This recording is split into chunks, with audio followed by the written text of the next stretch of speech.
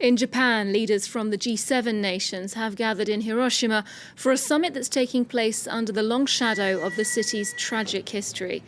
Denuclearization is high on the agenda, specifically within the context of the ongoing conflict in Ukraine. And heads of state have also pledged yet stricter sanctions against Russia in an attempt to suppress its war machine.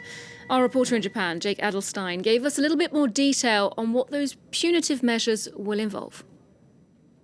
The G7 summit opened today in Hiroshima, with all G7 nations quickly agreeing that Russia needed to be contained and the war in the Ukraine must be stopped. In order to do that, further sanctions were agreed upon that will deal Russia a heavy financial and economic blow.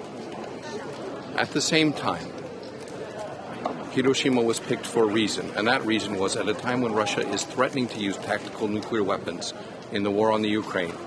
Hiroshima is the best place to remind people of the horrors of nuclear war. Perhaps the most poignant moment today was when the world leaders gathered at the Hiroshima Peace Memorial Park and laid a wreath on the cenotaph to commemorate the 300,000 lives lost to the atomic bomb.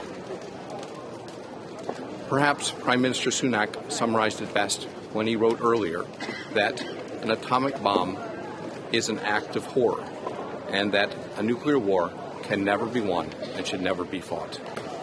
But what overshadowed everything else today was the news that Ukrainian President Zelensky himself is going to come to Japan to participate in the summit and also visit the Hiroshima Peace Memorial Park.